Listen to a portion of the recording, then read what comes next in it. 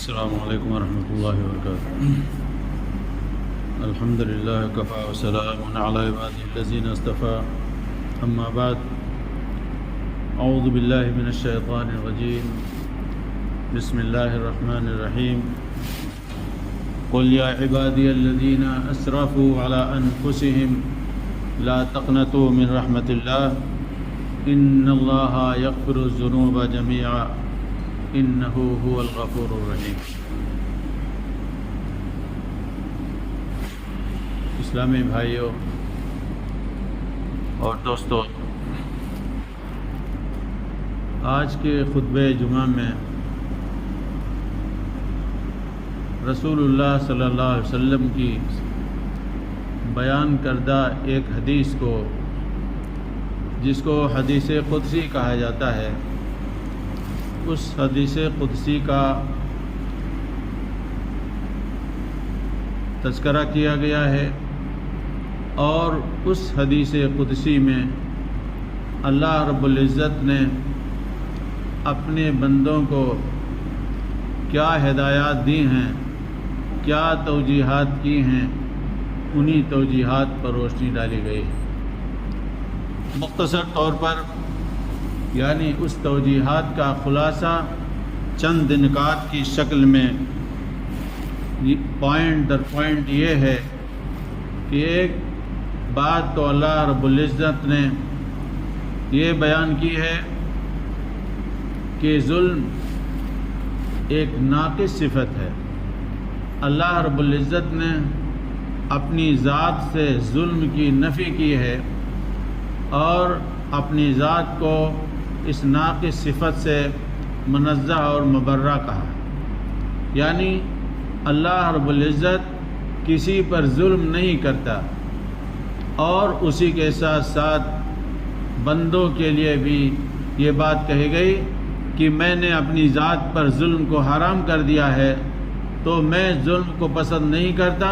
تمہارے اوپر بھی ظلم کو حرام کرتا ہوں، لہذا تم آپس میں ایک دوسرے پر ظلم نہ کرو، یعنی انصاف سے کام لو۔ اور ظلم کا معنی یہ بیان کیا گیا کہ ہر چیز کو، کسی بھی چیز کو اس کے مقام پر نہ رکھنا، اسی کا نام ظلم ہے۔ یعنی گویا جو صاحب حق ہو، جو صاحب مرتبہ ہو، جو اس کا حق نہ دینا، اس کے مرتبے کا خیال نہ کرنا، کسی کے اوپر زیادتی کرنا، یہ ساری کی ساری چیزیں ظلم کے اندر داخل ہیں۔ موٹی بات یہ ہے کہ اللہ تعالیٰ ظلم کو پسند نہیں کرتا اور بندوں کے لیے بھی ظلم کو روا نہیں رکھتا۔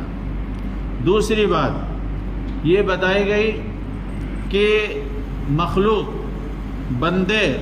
سارے کے سارے لوگ اللہ تعالیٰ کے محتاج ہیں، چاہے ہدایت کا معاملہ ہو، چاہے دنیا میں روزی روٹی کا معاملہ ہو، یا دنیا کے اور بھی کوئی امور ہیں، ہر ایک کے اندر بندے اللہ تبارک تعالیٰ کے محتاج ہیں۔ لہذا بندوں کو اپنی محتاجگی کا احساس ہونا چاہیے، اور یہ احساس کر کے اللہ رب العالمین کے سامنے اس کی بے نیازی کا اقرار اور اعتراف کرتے ہوئے اپنی محتاجی اور اپنی عاجزی کا اظہار اللہ کے سامنے کریں، اور اپنی ضرورت اور حاجات کی چیزوں کو اللہ تعالیٰ سے طلب کرتے رہیں۔ تیسری بات جو بتائی گئی ہے کہ اللہ رب العزت غنی ہے، غنی اس کی صفت ہے، ہر چیز سے بے نیاز ہے، اسے کسی چیز کی حاجت اور ضرورت نہیں ہے، حتیٰ کہ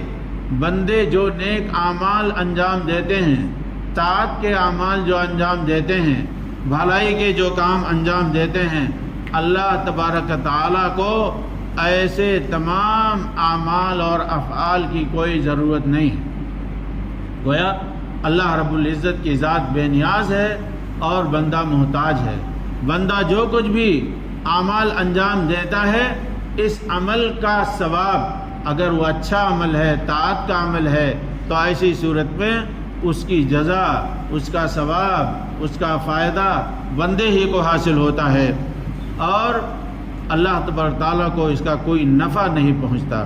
اسی طرح بندے اگر معصیت کا کام کرتے ہیں، غلط کام کرتے ہیں، لاپرواہی کرتے ہیں، تو گناہ کا کام کرتے ہیں، تو ایسے گناہ کے کام کرنے کی بنا پر بھی اللہ تعالیٰ کی ذات پر کوئی اثر نہیں پڑتا، بلکہ معصیت کے اعمال انجام دینے کا نقصان بندے کو خود ہی ہوتا ہے۔ اس لیے بندوں کو چاہیے کہ وہ اللہ تعالیٰ کی طاعات کو بجا لائیں اور اللہ تعالیٰ سے ثواب کی امید رکھیں، اور اللہ تبارک تعالیٰ کی معصیت نہ کریں، اس کے احکام کی نافرمانی نہ کریں، کیونکہ اگر نافرمانی کی جائے گی تو ایسی صورت میں اس کا نقصان بندے ہی کو ہوگا، مخلوق کو ہوگا، اللہ رب العزت کو اس پر کوئی اثر نہیں پڑے گا۔ چوتھی بات جو کہی گئی ہے کہ اللہ تعالیٰ کی بادشاہت، اس کی ملکیت مکمل ہے، بندوں کی اطاعت کی بنا پر اس کی ملکیت اور اس کی بادشاہت میں کسی قسم کا کوئی اضافہ نہیں ہوتا، کوئی بہتری نہیں ہوتی، بڑھوتری نہیں ہوتی۔ اسی طرح اگر معصیت کا عمل انجام بندے دیتے ہیں تو اس معصیت کی بنا پر بھی اللہ تعالیٰ کی بادشاہت اور اس کی ملکیت پر کسی قسم کا کوئی نقص نہیں پیدا ہوتا ہے۔ اور اسی طرح اللہ رب العزت ہی پوری کائنات، پوری مخلوق کو روزی دینے والا ہے، اور سب کو روزی دیتا ہے وہ، اور اپنی مشیت، اپنے ارادے کے مطابق سب کو روزی دیتا ہے، اور سارے لوگوں کو وہ روزی دیتا ہے۔ اس وسعت کے ساتھ روزی دینے کے باوجود بھی اس کی خزانے قدرت میں کسی قسم کا کوئی فرق نہیں پڑتا ہے۔ اسی طرح آخری بات جو کہی گئی ہے کہ بندے جو کچھ بھی اعمال انجام دیتے ہیں، چاہے وہ اچھا کام کرتے ہیں، چاہے برا کام کرتے ہیں، غلط کام کرتے ہیں، اللہ رب العزت ان کے تمام اعمال کا ریکارڈ تیار کرتا ہے، ریکارڈ تیار کرتا ہے، چاہے آپ کے کام اچھے ہوں، چاہے آپ کے کام غلط ہوں، غلط کام بھی اور اچھے کام بھی، سارے کام کا حساب کتاب بروز قیامت ہوگا۔ اللہ رب العزت اس کا ریکارڈ مہیا کرتا ہے، اور یہ سارا ریکارڈ بروز قیامت آپ کے سامنے پیش کیا جائے گا، اور اس کے حساب سے آپ کے اعمال اچھے ہیں تو ایسی صورت میں آپ کو ثواب ملے گا، جزا دے گا، اس کا بہترین بدلہ دے گا، اور اگر آپ کے اعمال غلط ہیں، اچھا کام نہیں کیا، تو ایسی صورت میں اس کی سزا بھی آپ کو ملے گی۔ اور اس جزا اور سزا میں بھی اللہ کی رحمت کو آپ دیکھیے، اگر آپ سے غلطی ہوتی ہے، گناہ کا کام کیا ہے آپ نے، تو اس گناہ پر ایک گناہ کیا ہے تو اس پر آپ کو ایک گناہ کی سزا ملے گی، یعنی مثال کے طور پر یہ کہہ لیجئے کہ ایک گناہ پر آپ کو 1 نمبر ملتا ہے، لیکن اگر آپ نے کوئی بھلائی کا کام کیا ہے، اچھا کام کیا ہے، طاعت کا کام کیا ہے، تو ایسی صورت میں 10 گنا سے لے کر کے 700 گنا تک آپ کو ثواب ملتا ہے۔ اللہ رب العزت کی اس رحمت بے پایہ کا اظہار اس حدیث کے اندر کیا گیا ہے، اور بندوں کو یہ شوق دلایا گیا ہے کہ بندوں کو اللہ چاہیے کہ وہ ایک تو اپنے معبود کی، اپنے خالق کی عبادت کریں، اور اپنے خالق کی رحمت سے نا امید ہونے کی کوشش نہ کریں، بلکہ غلطیاں ان سے ہو جائیں، ان غلطیوں پر بھی انہیں نا امید نہیں ہونا چاہیے، بلکہ اللہ کی رحمت سے پر امید رہنا چاہیے، اور اللہ تبارک تعالیٰ سے بہترین جزا کی امید رکھنی چاہیے۔ اسی مناسبت سے ہم نے جو آیت آپ کے سامنے پڑھی، اس میں بھی اللہ رب العزت نے اسی جانب اشارہ فرمایا ہے۔ نبی صلی اللہ علیہ وسلم کو مخاطب کرتے ہوئے یہ فرمایا کہ اے میرے نبی، آپ لوگوں سے کہہ دیجئے، آپ میرے بندوں سے کہہ دیجئے کہ اے میرے بندو، الذین اسرفوا علی انفسہم، جنہوں نے اپنے نفس پر اسراف سے کام لیا، جنہوں نے اپنے نفس پر زیادتی کی۔ یہاں اسراف اور زیادتی کا مطلب یہ ہے کہ غلط اعمال کر کے اور اللہ تبارک تعالیٰ کی نافرمانی کر کے جنہوں نے اپنے نفس پر زیادتی کی، گناہ کے کام کیے، ایسے گناہ کے کام کرنے کے باوجود بھی آپ لا تقنطوا من رحمت اللہ، اللہ تعالیٰ کی رحمت سے نا امید نہ ہو، یعنی کتنے بڑے سے بڑے گناہ بھی ہو جائیں تب بھی اللہ کی رحمت سے کسی کو نا امید نہیں ہونا چاہیے، کیونکہ اللہ رب العزت غفور الرحیم ہے۔ اور پھر فرمایا اللہ تعالیٰ نے ان اللہ یغفر الذنوب جميعا، کہ اللہ رب العزت ہر طرح کے گناہ کو معاف کر دیتا ہے۔ اور بار بار قرآن کریم کی آیات آپ کے سامنے ذکر کی گئی ہیں کہ اللہ رب العزت ہر گناہ کو معاف کر دیتا ہے سوائے شرک کے۔ آدمی اگر شرک کے اندر مبتلا ہو گیا ہے اور اسے احساس ہو گیا ہے کہ ہم نے اللہ کی ذات کے ساتھ، اس کے افعال میں، اس کی صفات میں ہم نے کسی اور دوسرے کو شریک کر دیا، اور اس عمل کر کے گویا کہ ہم نے اپنے آپ کو شرک کی فہرست میں شامل کر دیا، اسے احساس ہونا چاہیے اور اسے اپنی غلطی پر ندامت ہو، شرک سے تائب ہو جائے، اللہ تعالیٰ سے توبہ کرے تو اللہ رب العزت اس توبہ کو بھی قبول فرماتا ہے۔ تو کہا گیا کہ اللہ تعالیٰ ہر طرح کے ذنوب کو، ہر طرح کے گناہ کو معاف کر دیتا ہے۔ بڑے سے بڑے گناہ آپ سے سرزد ہو گئے ہوں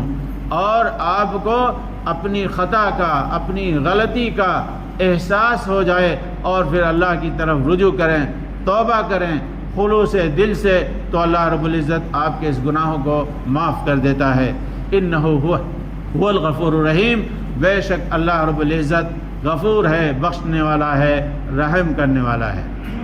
لیکن میرے بھائیوں، یہاں اس آیت سے آپ کو مغالطے میں بھی نہیں پڑنا چاہیے کہ آپ اپنے آپ کو غلط کام میں لگائے رکھیں، اللہ تعالیٰ کی نافرمانی کرتے رہیں، اللہ تعالیٰ کی معصیت کرتے رہیں، اور اللہ رب العزت نے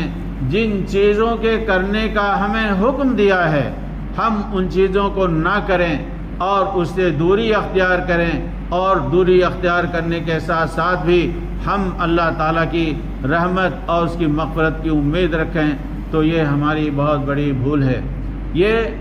یہ سارے فائدے ان لوگوں کے لیے ہیں جو اللہ پر ایمان رکھتے ہیں اور اللہ کے احکام کی فرما برداری کرتے ہیں اور اللہ کے حکم کی نافرمانی نہیں کرتے، فرائض کی پابندی کرتے ہیں، دیگر احکام کو بھی پر عمل کرتے ہیں جس کے کرنے کا اللہ رب العزت نے حکم دیا ہے۔ تو یہ سارے ثواب، یہ سارے فائدے، یہ رحمت کی باتیں ایسے ہی لوگوں کے لیے ہیں۔ لیکن جو اپنے آپ کو فرائض سے دور کر لیتے ہیں، معصیت میں اپنے آپ کو ڈبوئے رہتے ہیں، گناہ کے کام میں، غلط کام میں اپنے آپ کو لگائے رہتے ہیں، اور اس کے ساتھ ساتھ پھر وہ رحمت کی امید کریں، تو یہ امید موہوم ہے۔ چنانچہ اللہ رب العزت نے ایک دوسری آیت کے اندر اس جانب اشارہ کیا، نبی عبادی انی انا الغفور الرحیم، میرے بندوں کو یہ بتا دیجئے، آگاہ کر دیجئے کہ میں گناہوں کو معاف کرنے والا ہوں، گناہوں کو بخشنے والا ہوں، رحم کرنے والا ہوں، لیکن اسی کے ساتھ ساتھ یہ بھی کہہ دیا وَأَنَّ عَذَابِي هُوَ الْعَذَابُ الْأَلِيمُ، میرا عذاب بھی بڑا دردناک ہے۔ یعنی جب ہم انتقام لیتے ہیں اور کسی کو اس کی معصیت، اس کی غلط حرکت اور اس کی نافرمانی پر ہم انتقام لینے پر آ جاتے ہیں تو ہمارا انتقام بھی بڑا زبردست ہوتا ہے۔ ان اللہ عزیز ذو انتقام، بے شک اللہ رب العزت غالب ہے، بدلہ لینے والا ہے۔ لہذا میرے بھائیوں، ان باتوں کا خلاصہ یہ ہے کہ ہم صحیح معنوں میں مسلمان بننے کی کوشش کریں، اللہ تعالیٰ کا بندہ بننے کی کوشش کریں، اللہ کی طاعت کو بجا لائیں اور اللہ تعالیٰ کی نافرمانیوں سے اپنے آپ کو بچائے رکھیں، اور اس طرح طاعات پر عمل کر کے، نیکی کا عمل کر کے، فرائض پر پابندی کر کے ہم اللہ تبارک تعالیٰ کے اجر اور اس کے ثواب اور اس کی رحمت اور اس کے فضل کی امید رکھیں۔ اللہ رب العزت ہم سب کو اچھے عمل کرنے کی توفیق عطا فرمائے اور ہر طرح کی برائی، خرابی، معصیت کے اعمال سے ہم سب کو بچائے، اور دنیا میں ہم سب کی زندگی میں برکت عطا فرمائے اور آخرت کی زندگی بہتر سے بہتر بنائے، اور ہم سب کے گناہوں کو معاف فرما کر اللہ رب العزت اپنے فضل سے جنت الفردوس میں مقام عطا فرمائے۔ آمین۔ السلام علیکم۔